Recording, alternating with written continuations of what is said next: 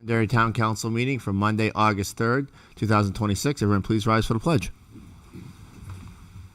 Pledge allegiance to the flag of the United States of America and to the republic for which it stands, one nation, under God, indivisible, with liberty and justice for all.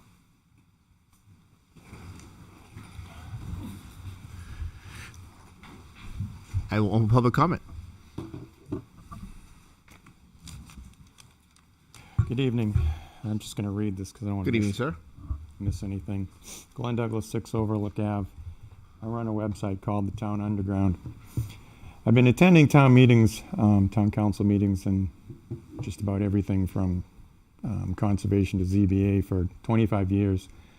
20 years ago, I started townunderground.com as an online discussion forum so residents who couldn't attend meetings could still stay informed and participate in local government. Over the years, it's grown from a simple text-only forum into a website, YouTube channel, and Facebook page, each providing different ways to share information with the community. People often comment that I ask a lot of questions. The truth is, many of the questions aren't my own. They come from residents who, for one reason or another, don't feel comfortable speaking at these meetings or simply cannot attend. I try to help by asking those questions on their behalf. A few weeks ago, a resident contacted me with concerns about a planning board meeting notice that they had received and how a proposed project might affect their property. After researching the issue and discussing it with them, we determined that there'd been some confusion about the project and the process. In the end, the proposal didn't affect his property, and he decided there was no need for me to attend the meeting. Last week, another resident reached out through Facebook asking how they could become more involved with the planning board, but didn't know where to start. That inspired me to begin a new series called How Does It Work video series, with the first episode explaining how the planning board functions and how residents can participate. A recent question I've raised concerns a legal opinion that was discussed regarding the legal subcommittee. Because public comment is limited to only 5 minutes, I won't revisit that topic because that took 5 minutes to explain. Anyone interested can watch the video should simple questions require a legal review at a cost of $500 an hour. Tonight, I'd like to address the Veterans Tax Credit.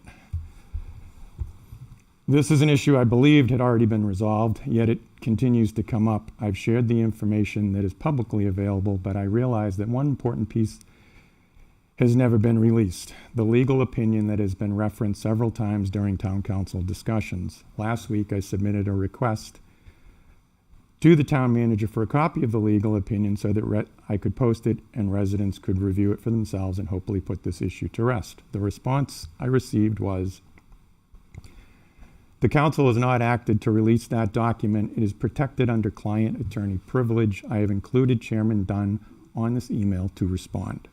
Unfortunately, Chairman Dunn chose not to respond. So tonight, I am asking the town council to consider making a motion to waive attorney-client privilege for that legal opinion and to release any non-public meeting minutes which the Veterans Tax Credit may have been discussed to the extent that they can legally be released.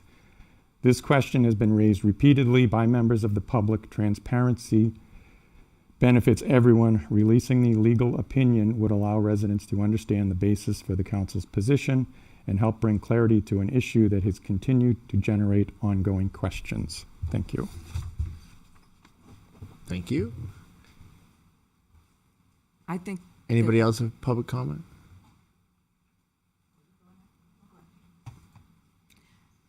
Ron, excuse me, Mr. Chair. Before this goes any further, he asked for a motion. Where would the appropriate spot be to move that motion forward to get that document out? I mean, you had said we were going to answer things as it goes along. I would say put it on the agenda. Make it an agenda item so we can discuss it beforehand and we can have the public weigh in.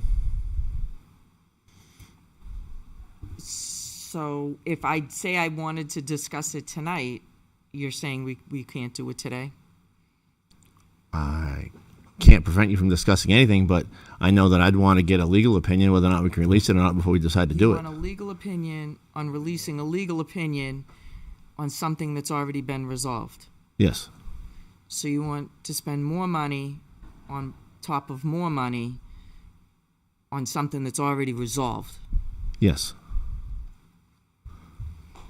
Mr. Chair, who would render that legal opinion? Would it be the attorney that rendered the legal opinion, or are we going to go to the $500 an hour attorney to review? I guess that would be for further. I get don't just thinking about it right now. I guess I would have the person that gave us that opinion, but I'm just thinking off the top of my head. Okay. Go ahead, Christine. Sorry. Christine Perez, 5 Leslie Drive. I have a quick question. Why are all or most of the 91As being referred to Shaheen and Gordon for answers at what, 500 plus an hour, rather than simple ones that could be being answered? Why are all of them being referred to legal counsel at the expense of the town? Okay, no answer there. I attended the session last week on the PUDs, and thank you, Mr. Mulholland, for doing that. It was informative, and it was nice to hear from other people, too. And once again, the concern, need, or want for impact fees came up from people in attendance. They want to know why it hasn't been addressed. I have asked several times, what happened to the statement in 2025, early 2025, when you, Chairman, said it would be addressed during budget season? Budget season came, budget season went, we had elections, now we're back another year later, and it still hasn't been addressed. It also came to our attention at that meeting, and correct me if I'm wrong, please, Mr. Mulholland, that the planning board had actually sent to the council some thoughts on impact fees. I say thoughts because I don't know exactly what they were, months ago. I don't believe that has ever been addressed by any of you, and it certainly hasn't been made public. So you haven't addressed it publicly, and what happened to that? Now, Councilor Dunn, let's get things done may look good on signs, but actions and lack of actions speak much louder. Can you start answering questions? When you first were elected, you said, I will answer questions, and we will have them at the next meeting. Quote, Sean will write them down, and we will answer them. Lie? That was a lie. Thank you. Mr. Chair, I want to address the comment about the information coming from the planning board. Yeah. I don't recall ever seeing anything like that brought to the council from the planning board. Okay, we'll look into it. Anybody else with public comment?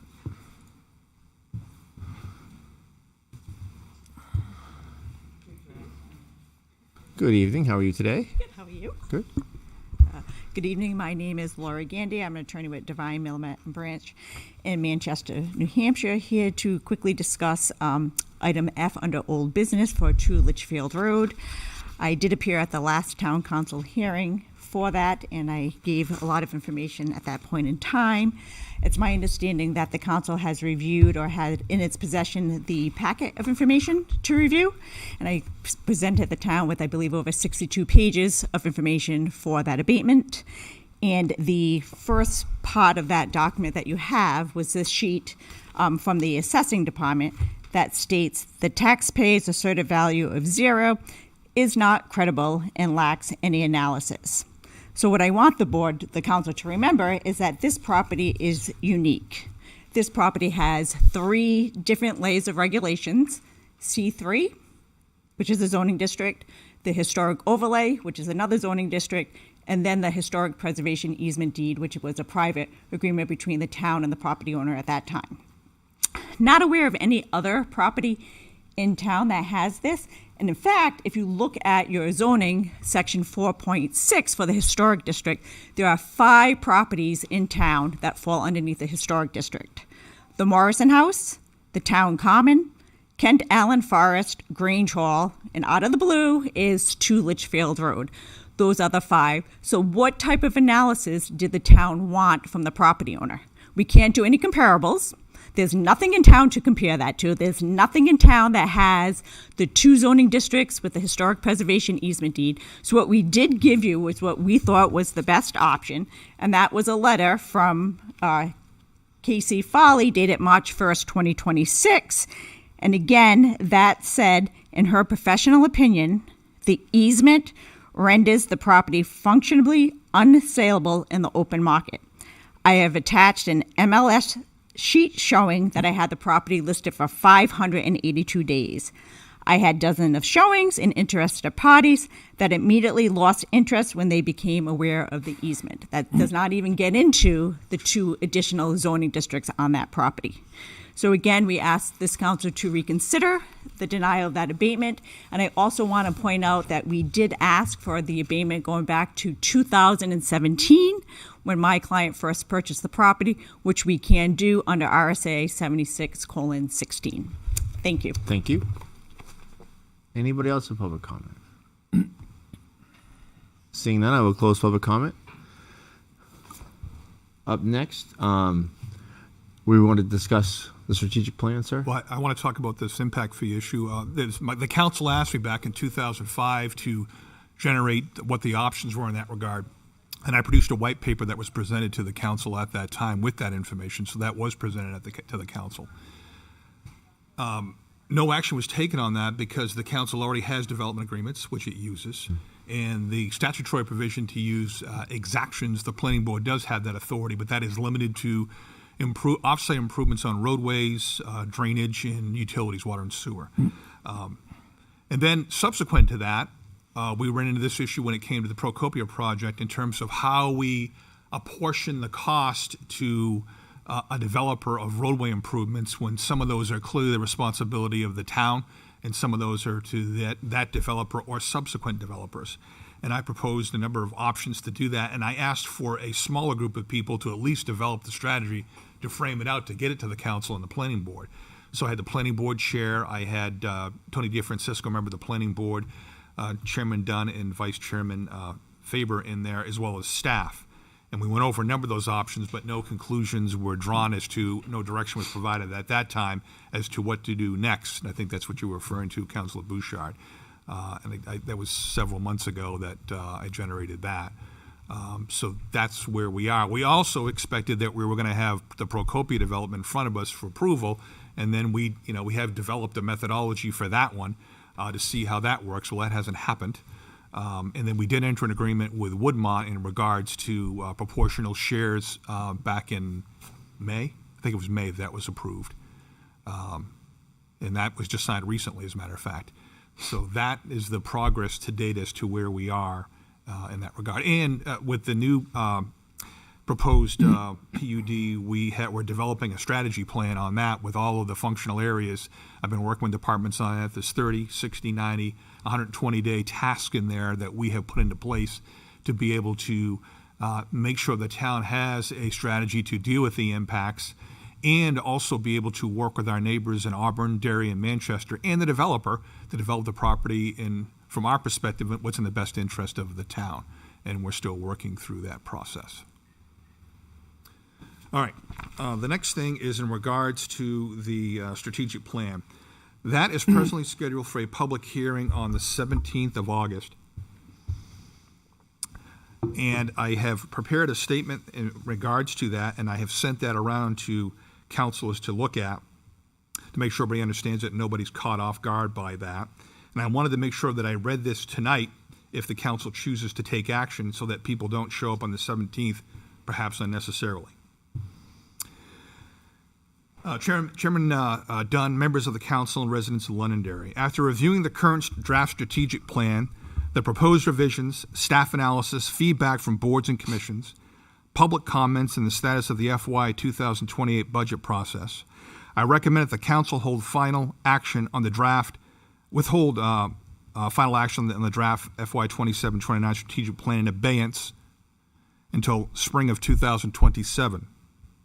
At that time, the administration should return with a revised framework designed to provide meaningful direction for development of the FY 2029 budget. This is not a recommendation to abandon strategic planning or to discard the work already completed. The process began in June of 2025 and was formally launched in July of 2025. Departments, boards, commissions, residents, businesses, staff, and the council contributed substantial time and ideas. That work was synthesized into 7 functional areas, 20 measurable objectives, and a detailed record of source material. The council held workshops, considered the plan at multiple meetings, and conducted a public hearing.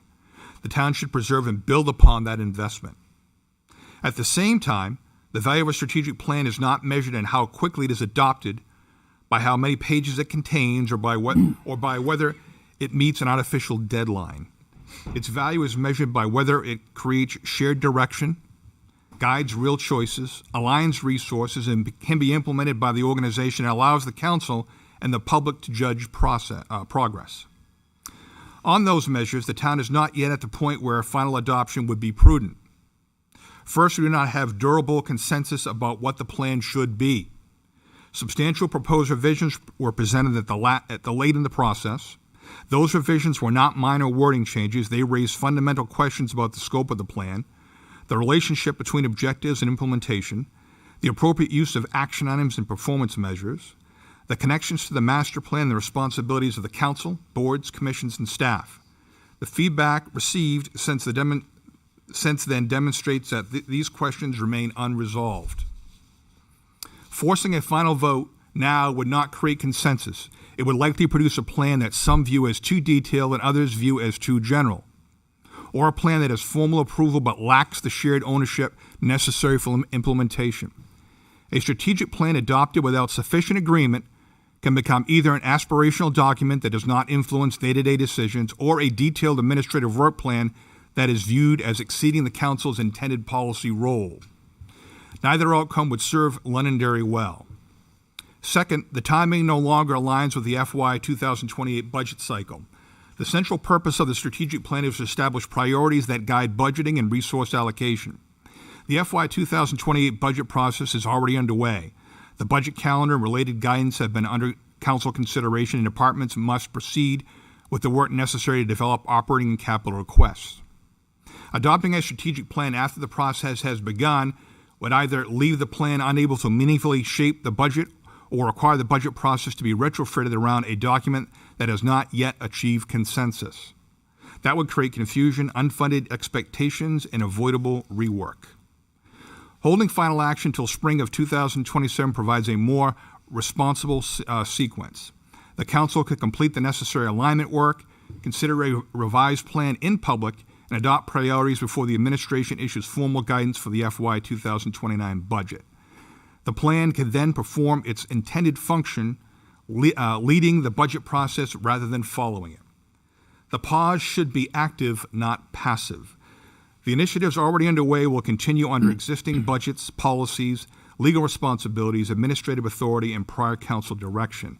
These include digital permitting and licensing, records modernization, Microsoft 365 and SharePoint implementation, asset management, water and transportation planning, facilities and capital work, public safety and emergency preparedness, financial and budget modernization, lean process improvement, standard operating procedures, cross-training, employee development, and improved public communication. These efforts did not begin solely because a strategic plan was proposed, and they should not stop because final action on the plan is deferred. During the period of abeyance, the administration should preserve the complete planning record, maintain a crosswalk showing how current work relates to the draft priorities, identify capacity and resource constraints, establish practical baselines, and concentrate on the FY 2028 budget and the town's immediate operational needs. Early in 2027, the council should hold a focused alignment session to reassess the draft plan. The draft plan or revised framework can then be reviewed publicly and brought forward in May of 2027 before the FY 2029 budget guidance is issued. Some may view a pause as lost time. I view it as protecting the time and effort already invested.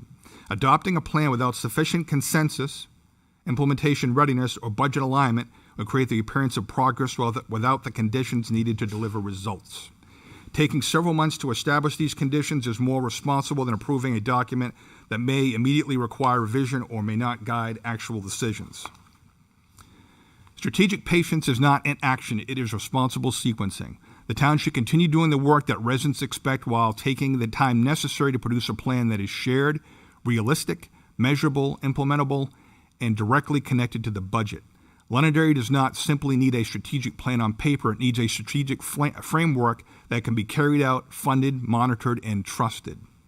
For those reasons, I respectfully recommend that the council hold final action on the draft strategic plan in advance until spring 2027. Confirm that the currently authorized priorities and initiatives will continue and direct the administration to return to the council with a draft plan in time to guide the FY 2029 budget process. Then I provided the schedule, which you have, and there's a draft motion for your consideration. Any discussion? Frustration, because we spent all this time, staff has spent time, citizens have spent a lot of time coming to these things. I blame the council for dropping the ball on this. Some councilors were like, well, I want something smaller. I said it before, you should have spoken up. You should have gone to these meetings. That's your job. Okay? You got elected to represent the people. I know it's a lot of work, but that's what you signed up for. You should have gone to these meetings, should have done your homework, you should have spoken up and said, let's make it smaller. Let's downsize this thing. Nothing till the last minute. So that's my frustration on it. Okay. Do you want? I mean, there's the constant weekly anger when people want to fight with themselves. It's hard to go, can't you all just get along? I'm not going to participate in that kind of thing. The only thing I'm going to say is it is performative, because if we're worried about wasting time, we could pass part of that and go forward. But instead, it's got to be the whole thing. Otherwise, it's a giant waste of time. That doesn't even logically make sense. But good speech. I just think it's the best thing for the council right now. We don't all agree, and I think the town manager came up with a good solution. We're not putting it on we're going to keep moving forward with it, and we'll be ready to go in the spring with it. And that way it will start right at the beginning of budget season, and it makes sense. Oh, I agree with not just doing away with it, Mr. Chair. I think we need to look at this. We need to move forward with it. We need a plan. That's a lot of things that this community lacks is planning. All right. So yes, I'd like to see this down the road. Okay. Move forward. I'll accept them. Do you want to make a motion? Do you have the motion? I do not. Oh. Thank you, sir. You want to? You want me to do it? It's up to you. Oh, you want to do it, Sean? It's up to you. It's up to you. I'd want to read it. Okay, just.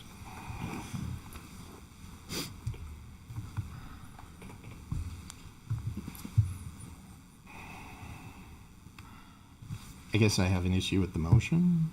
I mean, I'm okay on holding on this, but part of this is there's a lot in here, and it's. Oh, can you share it? Can you read it? Because what? Yeah. I mean, do you want me to just read out what it is? Yeah. Sure. Read it.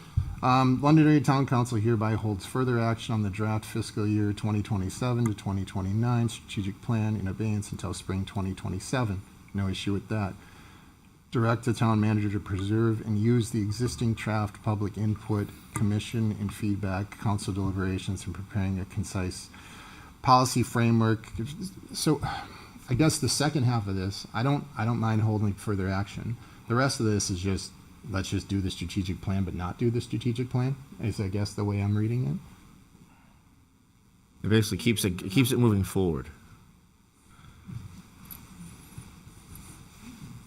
Yeah, I mean, if you listen, there's still stuff that needs to be done that we're I moving forward with. understand. I guess there's things in the strategic plan that 5 of us have consensus on.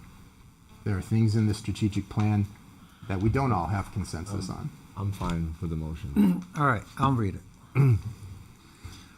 I'll move that the Londonderry Town Council hereby holds further action on the draft FY 2027, FY 2029 strategic plan in abeyance until spring 2027.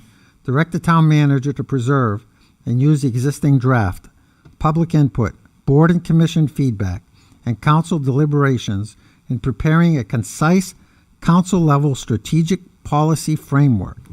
Confirm that priorities and initiatives already underway through existing budgets, policies, plans, contracts, or council action will continue, and direct the town manager to return no later than May 2027 with a revised plan for public hearing and council consideration so that the adopted priorities may guide development in the FY 2029 budget. That's the I have a motion. motion from Dan, I'll second it. a second from Deb. Further discussion. The only thing I can say is, you're right, we didn't agree on it all, but why toss the whole thing out? You've got all this data. Some of it will be relevant, some of it will be irrelevant, but at least you're not starting from scratch again, and that would be a Yep. sin, to have to Yeah. do it all over again. Do we gonna have some more public input and stuff? Yeah. Yeah. So I don't see what's wrong with just saying, okay, we're gonna put it over here, and they're gonna wait, and I think it's the right thing to do. That's all. So I guess I'll ask this. Yeah. Are you okay with everything in there going forward? Because that's what the motion says. That's not what the motion says to me. It doesn't say that to me. That doesn't No. what it says to me. Okay. That motion says that it's going to stay active. Yep. I mean, I'm reading that motion as. So actually, I can Active. actually ask Sean. That'll Yeah, help so clear this up. We're not moving, you're not implementing the strategic plan. There's a number of things in Right. there that the council has never directed me to do. In fact, most of the things that are in there, I was not directed to do. But there are a lot of things we have going on. You know what they are, and I listed those out in my statement in there, which is going to be part of that record. Yeah. So I know there's some things that you have this controversy about. Those things are specifically not in there. I have no direction to move forward in any of those. So it's a good point that you bring up. Yeah, I'm Because just reading through it. You're right. You don't want to write a blank check, and that's absolutely appropriate. You're the governing body. So the things that are already in the win, I listed those, and they're actually in that. You've got it in front of you there. They're listed in there, and I made sure that I listed those. That's the things I'm moving on. I know there's some controversial items, and I've left those alone. The emergency management one I know is a controversial item, but I am moving forward on that because we actually have an obligation to do that anyway. And so that one is moving forward because that is listed in there. But it's a good point. You're not writing a blank check for me to go out and then come up with wherever I want, or just take the strategic plan as it was proposed and go implement it, because that's clearly not the direction of the council, and that should be clear on this record. Okay. I just wanted to make sure that because that's the language wasn't in my packet. Otherwise, I would have reviewed this in advance. I understand it was in a separate email. I just didn't. So the way I read it, and correct me if I'm wrong, it says existing budgets, policies, plans, and contracts will continue. That are already existing, things that are in the plan are going to be worked on. Right. That's the way I read it. Am I reading that correctly? Yeah, because I really don't have any other direction. Right. So I just want wanna make sure- confirmation I that want to I'm make sure you feel comfortable. doing what you want me to do. Yeah. That is the way. Am I interpreting it correctly, sir? You Okay. are, and Well, again, it's Okay. been said out loud. All right, just now, want to make too, sure. so that's okay. helpful. All right, just want to make sure. All right, any further discussion? All those in favor say aye. Aye. Any opposed? Chair votes in the affirmative. 4-0. 4-0, sorry. All right, up next we have. Could we just make for the record so people don't Oh, show yes. up in this? There will be no public hearing. Oh, yes, on the 17th. there will be no public hearing on the strategic plan on the 17th. Up next, board appointments. Chair, can I say something here? I want to address Mr. Douglas's issue with the legal opinion. Last meeting, I asked you if you got a legal opinion, and you said you had the legal opinion. That was on 7/20. I'm going to read what you said. The full subcommittee has voted to establish a subcommittee and delegate its authority to subcommittee. The subcommittee is not authorizing any expenditures. The full council has approved the engagement letters and authorized legal expenses as necessary. The town charter explicitly authorizes the town council. Hold on a second. So,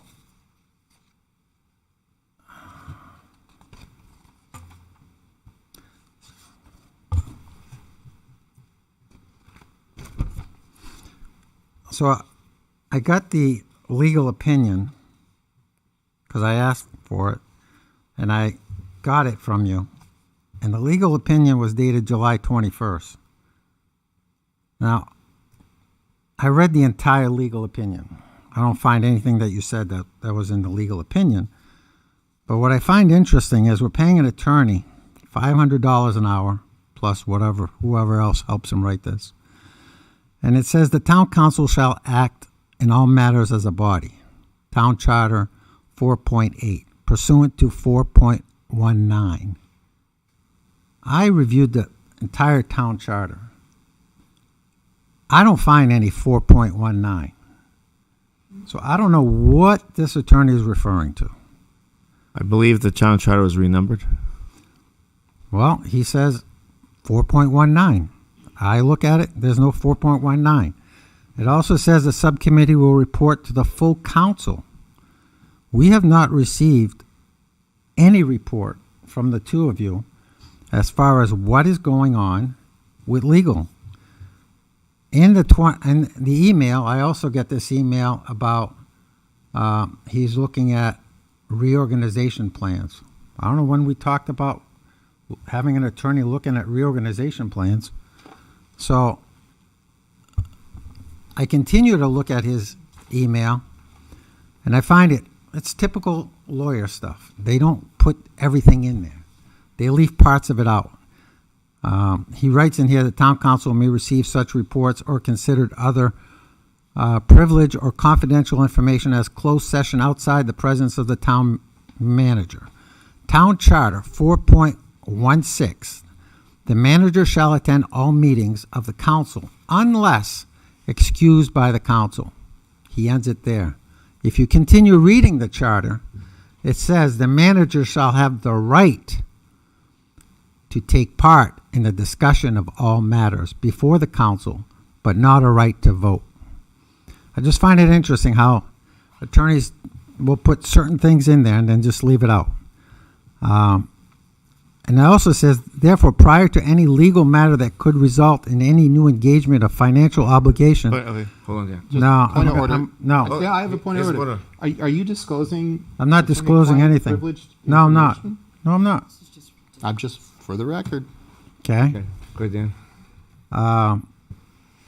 We talk about in the charter, we act as a body, not as two people. So I got a whole bunch of questions. How much have we spent to date on these investigations? And did the subcommittee that you established give the attorney a blank check? Because how much are we paying for this stuff? I mean, all of a sudden, there's other stuff coming up that we're investigating this, investigating that. But are any counselors here under investigation? Can you answer that? No, I can't. You can't answer if counselors are under investigation. So apparently, we have counselors that are under investigation. I If said you can't nothing. answer it. Because it's not hard to say no.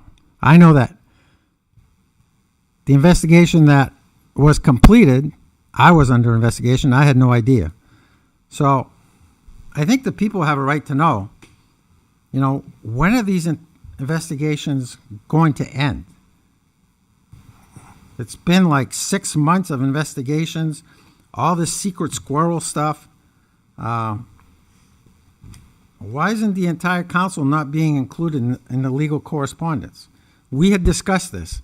We said, as a council, everybody's going to get everything from the attorney. We're not getting nothing, even though he says you're supposed to, let us know. Unless you're just doing it the three of you, and you're not letting Counselor Paul and myself know, because neither one of us know what's going on here.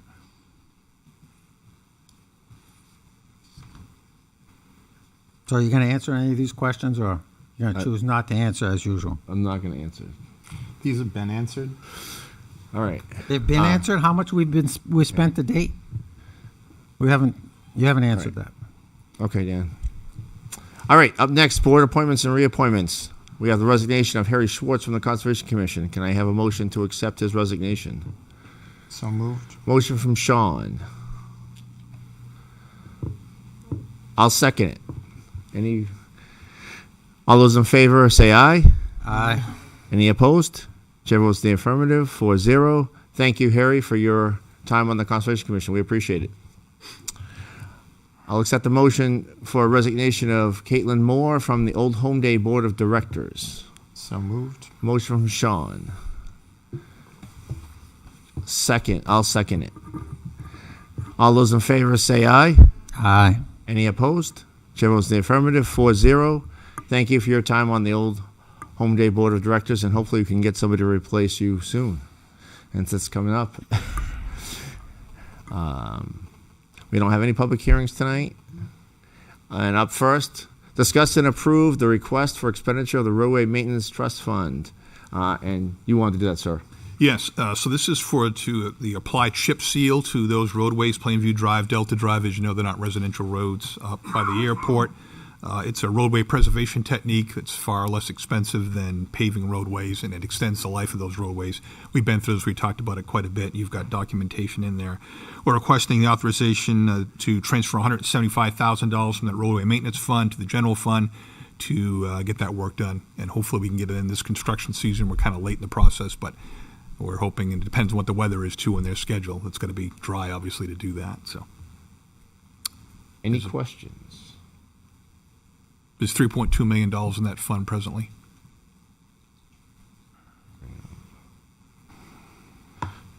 No questions?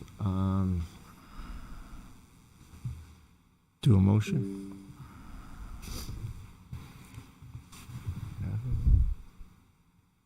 I make a motion to accept that? I'll accept.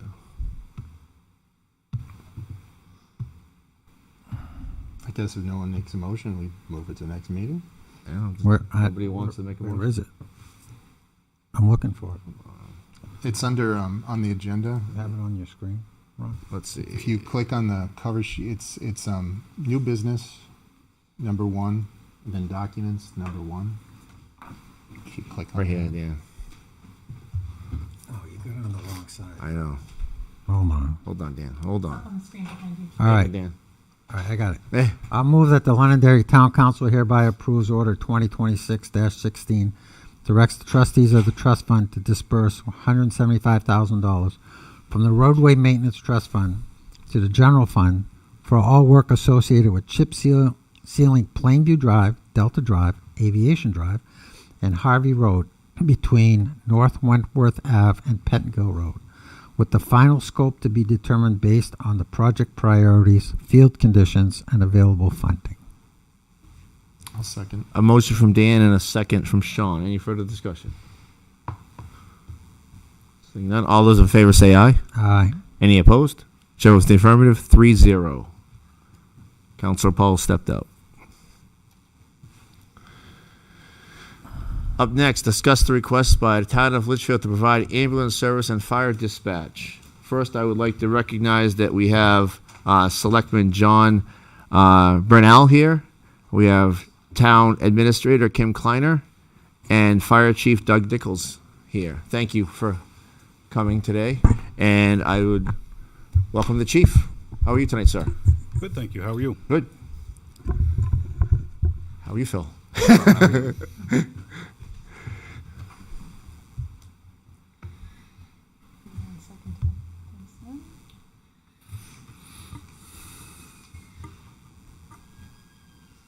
All right, you're good to go. We have no controller tonight. No, I'm your remote control. Thank you for having us tonight. I'm here to discuss something that I'm excited to bring before the town council tonight, and that's the opportunity to provide both ambulance and dispatch services to the town of Litchfield.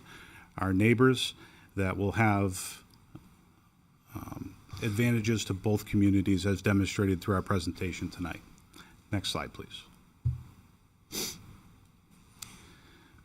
So we were initially approached, the fire department, that being by Litchfield in April, to discuss the potential of providing both services to their town. I was fairly new at the time, and I was excited about the opportunity, but didn't know much about it and began researching the subject.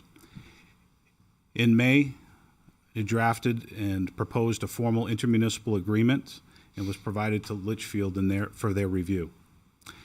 In June, we had additional meetings with representatives from both towns, being the Litchfield Board of Selectmen, our town manager, myself as fire chief, and Chief Nichols from Litchfield.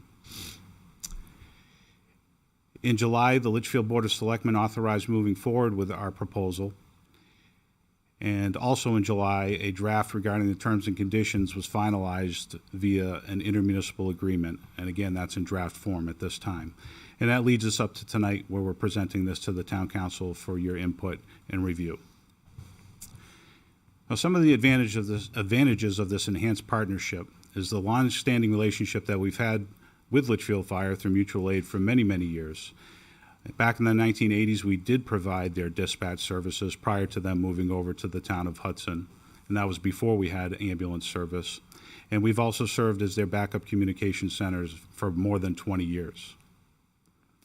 The increased staffing resources available for both towns will benefit their residents, our residents, and we'll demonstrate that further throughout this presentation.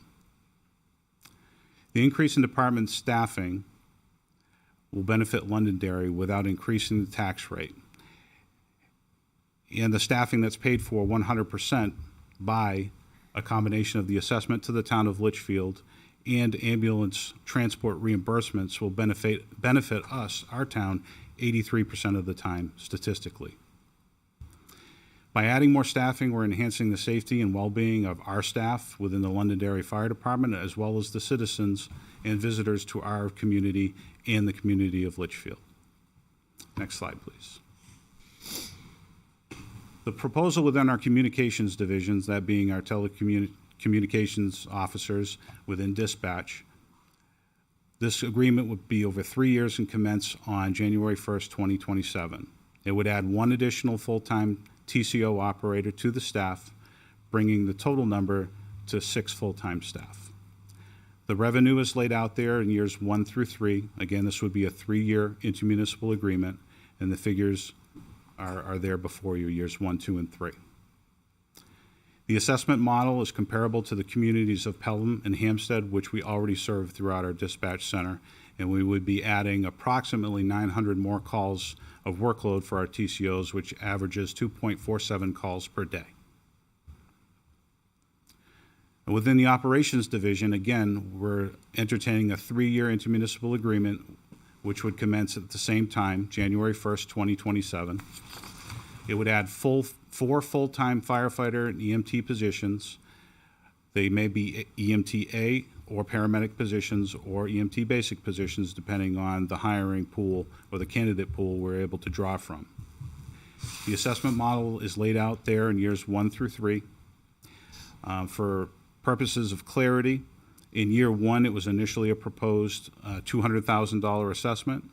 Litchfield does have to take into consideration a tax cap that they have in their community, and they propose to move $25,000 from the first year's assessment into year 3. So first year assessment would be $175, which originally was proposed as $200, but then year 3 becomes much higher because the $25,000 reduction in year 1 is then moved to year 3. The assessment model is comparable to surrounding communities. For example, Hudson's current agreement serving the town of Litchfield, and Derry serving both Auburn and Chester. Those agreements were taken into consideration when calculating a reasonable assessment that would work for both communities. Within the operations division, the workload would increase for our folks by approximately 620 responses annually, which works out to be about 1.7 responses per day. Additional sources of revenue are the patient insurance reimbursements. That will provide the largest source of revenue. Each time we transport a patient to the hospital within a Londonderry ambulance, the insurance reimburses us for that transport. It's also important to note that they reimburse for mileage. In some of my conversations with various folks, some concerns about increased fuel costs, wear and tear on the vehicle, and long-term capital replacement has been discussed. We charge more than $30 per loaded mile when transporting to the hospital. And that calculation is based on breaking down per call what it costs for the increase in fuel, mileage, wear and tear, long-term maintenance, and capital replacement of ambulances. Based on an estimated 10% of responses not resulting in a transport, which we do have to take into consideration, not everybody that calls 911 and has the ambulance response is transported to the hospital. So we account for approximately 10% of our total responses to not result in a transport. And using very conservative historical billing estimates, the insurance reimbursements are estimated at $361,852. Now, Hudson's reported actuals for residents of Litchfield transported in Hudson Ambulance last year was $425,000. So using a calculation and taking the average between the two and then accounting for non-transports, we've arrived at, you'll see on the next slide when we advance to that, the estimated revenue in year one. So the total estimates, it's on this slide, my apologies. The total estimate for year one of both dispatch and EMS agreements combined together and the figure in the calculation I just discussed is $605,000, $605,309. So year one cost to provide services, and this is speaking to the hiring cost of full-time personnel specifically.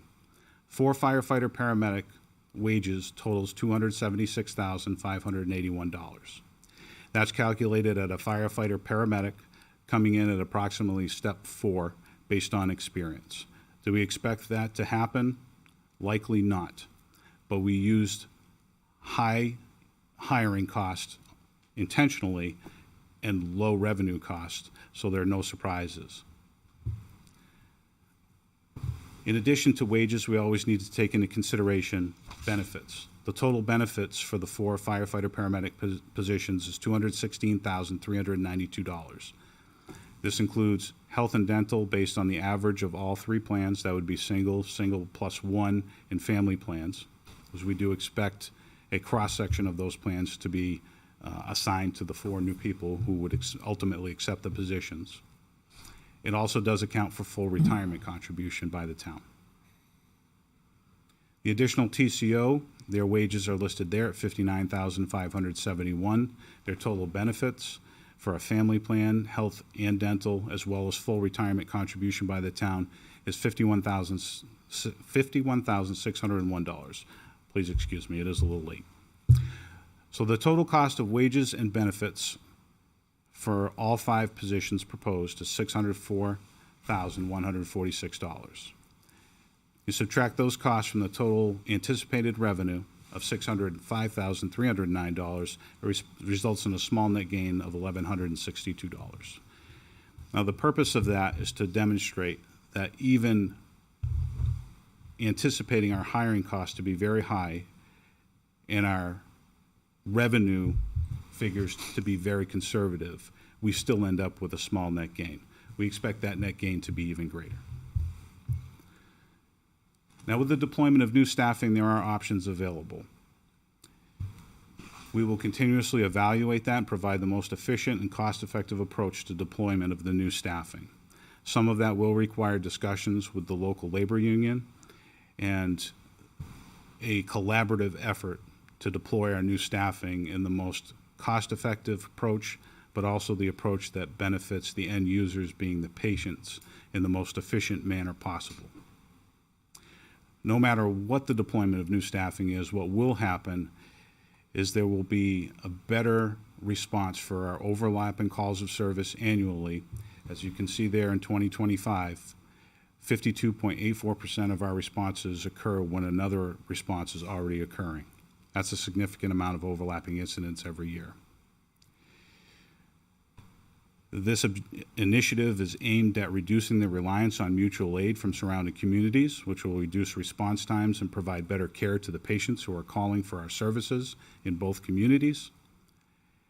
And it will also maximize the amount of revenue that the town sees from our ambulance service, because if we're transporting the patients in our own ambulances from both towns, we will receive that revenue versus a mutual aid ambulance from another town where they would receive that revenue if they transport the patient.